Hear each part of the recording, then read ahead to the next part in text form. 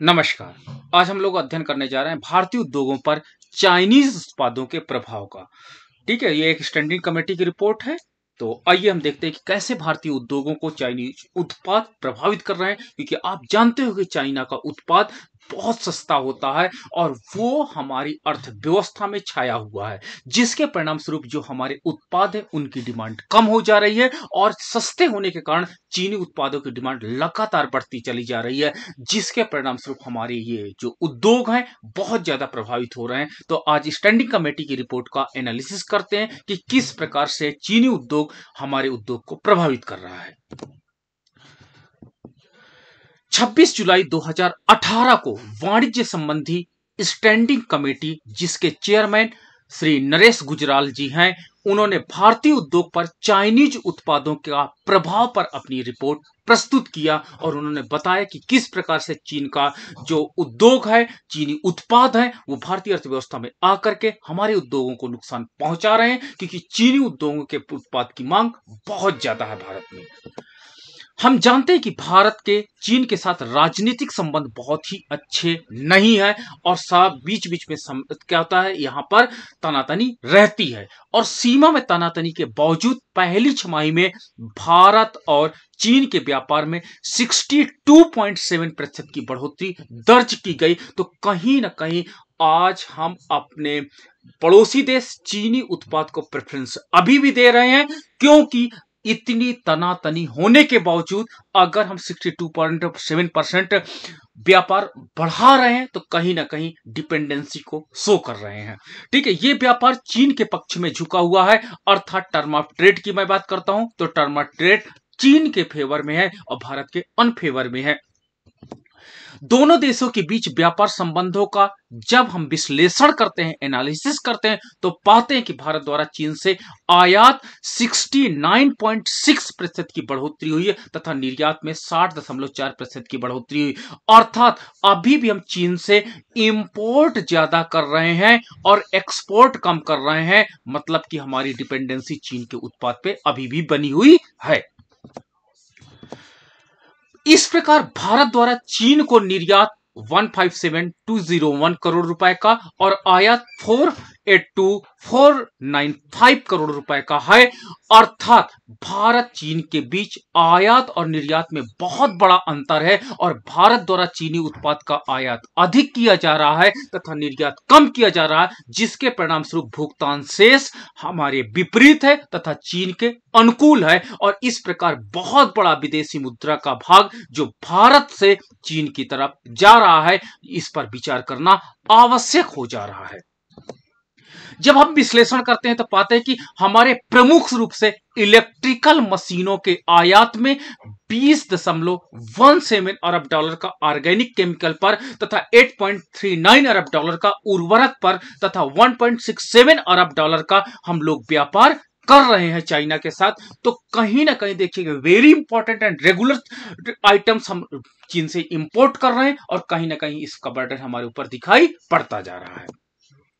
वहीं जब हम विश्लेषण 2014 से लेकर के 2019 तक का आंकड़ों का करते हैं तो इससे स्पष्ट हो जाता है कि हम लोग कम कच्चे मूल्य का निर्यात करते हैं, अर्थात जो भारत द्वारा एक्सपोर्ट किया जा रहा है वो कच्चे माल का किया जाता है, इसका इंटरनेशनल मार्केट में रॉ मटेरियल का किया जाता है और इसका इंटरनेशनल मार्केट में प्राइस कम होता है। अब बदले में हम लोग मैन्युफैक्चर्ड कमोडिटी चाइना से ले रहे हैं जिसका प्राइस ऊंचा होता है। तो इस प्रकार हम कम मूल्य की वस्तुएं देते हैं चीन को और अधिक मूल्य की वस्तुएं लेते हैं, इसलिए हमारा व्यापार क्या होता है, हमारे विपरीत है तथा चाइना के फेवर में है। इस पर हमें पुनः विचार करना होगा तथा अधिक मूल्य के विनिर्मित वस्तुओं को हम लोग चाइना से आयात कर रहे हैं।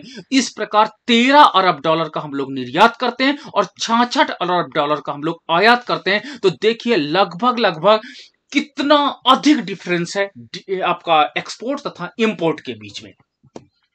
लगातार भारत के व्यापार के घाटे में वृद्धि हुई है चीन के संदर्भ में, अर्थात हमारा इंपोर्ट लगातार बढ़ा और एक्सपोर्ट लगातार कम रहा। इस चाहे एक्सपोर्ट का मूल्य की बात कर लीजिए चाहे टोटल एक्सपोर्ट की बात कर लीजिए, और इस घाटे में चीन से व्यापार का हिस्सा 40% से अधिक का हो गया है।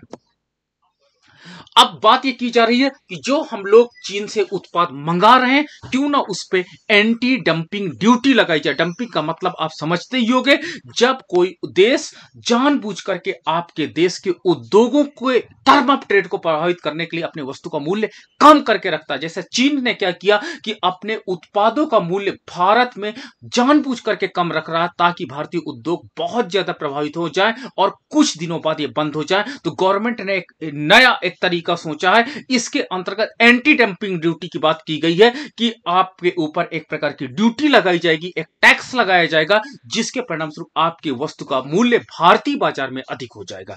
कमेटी ने अपनी रिपोर्ट में कहा कि चाइनीज उत्पादों का गलत वर्गीकरण किया गया है, जिसके कारण बहुत से उत्पादों पर एंटी डंपिंग ड्यूटी नहीं लगाई गई है और इनको भी एंटी डंपिंग ड्यूटी में इंप्लीमेंट करने की बात की जा रही है कि नहीं, इनको भी उस कैटेगरी से हटाइए तथा एंटी डंपिंग ड्यूटी वाले श्रेणी में इनको भी लाइए, ताकि हमारे उत्पादों को, जो भारतीय उत्पाद है, इनको भी अच्छा बाजार मिल सके। साथ ही साथ एंटी डंपिंग ड्यूटी में हम लोगों ने दिखाई पड़ती है, जिसके कारण हमारा व्यापार प्रतिकूल अभी भी बना हुआ है। गैर कानूनी आयात और स्मगलिंग, आपने देखा होगा कि चाइना से लोग बहुत ज्यादा स्मगलिंग करते हैं। कई हमारे बॉर्डर्स चाइना के साथ जुड़े हुए हैं, बांग्लादेश, आपका नेपाल, आपके उत्तराखंड का कुछ बॉर्डर पार्ट जुड़ा हुआ है। तो इस प्रकार हिमाचल प्रदेश, तो कमेटी ने सजेस्ट किया कि स्मगलिंग की जांच के लिए DRI में संभल को पर्याप्त रूप से बढ़ाया जाना चाहिए, ताकि अगर ज्यादा लोग होंगे तो इस प्रकार की जो आयात या स्मगलिंग हो रही है, इनको जो एजेंट प्रमोट कर रहे हैं, इनको धरपकड़ होगी तथा इस प्रकार हमारी आर्थिक व्यवस्था को जो प्रभावित करने वाले ये कारक हैं, गैर कानूनी आयात और स्मगलिंग, इस पर रोक लग जाएगी। लघु एवं मध्यम दर्जे के उपक्रम पर प्रभाव, क्योंकि भारत में आज भी हम लोग स्मॉल स्केल इंडस्ट्रीज पर ज्यादा डिपेंड करते हैं और भारत की मोस्ट ऑफ द पॉपुलेशन इसी के साथ काम करना पसंद कर रही है। तो कमेटी ने कहा कि घरेलू, लघु और मध्यम दर्जे के उपक्रमों को बढ़ावा देने की जरूरत है। उन्होंने सुझाव दिया कि इस गुट के आयात पर अधिक टैक्स लगाए जाए। फार्मास्यूटिकल उद्योग की बात करते हैं तो भारत बहुत अधिक मात्रा में फार्मास्यूटिकल्स उद्योग के लिए कच्चे माल का आयात आज भी चीन से करता है। और कोविड-19 के दौरान आपने देखा होगा कि जब चाइना ने डायरेक्ट नकार दिया था कि नहीं, हम आपको रॉ मटेरियल नहीं प्रोवाइड कर पाएंगे, तो कहीं ना कहीं आज भी हमको ये लगता है कि फार्मास्यूटिकल इंडस्ट्रीज हमारी डिपेंड है, किस पर डिपेंड है, हमारी चाइना पर। और वहीं जीवन रक्षक दवाओं के संदर्भ में यह निर्भरता आज भी चाइना के ऊपर हमारी 90% है, जो एक सोचनीय विषय बन जाता है। सोलर उद्योग की अगर हम बात करते हैं तो राष्ट्रीय सोलर मिशन भारत में चल रहा है, जिसमें 84% जरूरतों को चीन द्वारा ही पूरा किया जा रहा है और जो आयात के जरिए हम लोग पूरा कर रहे हैं। तो यह भी एक negative aspect of the economy है, इंडियन इकोनॉमी के संदर्भ में। इस पर भी हमको पुनर्विचार करना होगा। अगर कपड़ा उद्योग की बात करते हैं तो कमेटी ने सुझाव दिया कि ऐसे FTA पर विचार किया जाना चाहिए, क्योंकि चीन से आयात पर लगने वाले एंटी डंपिंग ड्यूटी बेअसर हो रहे हैं और हमें इसको और संभल करके प्रॉपर तरीके से अप्लाइड करना चाहिए, ताकि चीन के द्वारा हमारे उद्योगों को जो निगेटिव इफेक्ट हो रहा, उससे हम अपने उद्योगों को बचा सकें। पटाखा उद्योग की अगर हम बात करते हैं, क्योंकि भारत में सेलिब्रेशन होता है, सेलिब्रेशन में पटाखा उद्योग बहुत इंपॉर्टेंट हो जाता है। और इसमें क्या होता है, यहां पर भी कमेटी ने यह कहा कि 4000 करोड़ रुपए का घरेलू पटाखा उद्योग में सर्वाधिक श्रम गहन उद्योगों में से एक है। और यह पटाखा उद्योग का जो आपका आइटम्स है, ये मोस्टली चाइना से इंपोर्ट किए जा रहे हैं। साइकिल उद्योग की अगर हम बात करते हैं, कमेटी ने सुझाव दिया कि सरकार को यह सुनिश्चित करना चाहिए कि सार्वजनिक खरीद मेक इन इंडिया के अंतर्गत भारतीय साइकिलों का उत्पादन तथा विक्रय बढ़ाया जाए, हम चाइनीज उत्पादों पर ज्यादा डिपेंड ना रहे। तो ये रिपोर्ट एनालिसिस थी, PRS लेजिस्लेटिव रिसर्च की रिपोर्ट को हमने आपके साथ एनालिसिस किया for the knowledge purpose. So much, thank you.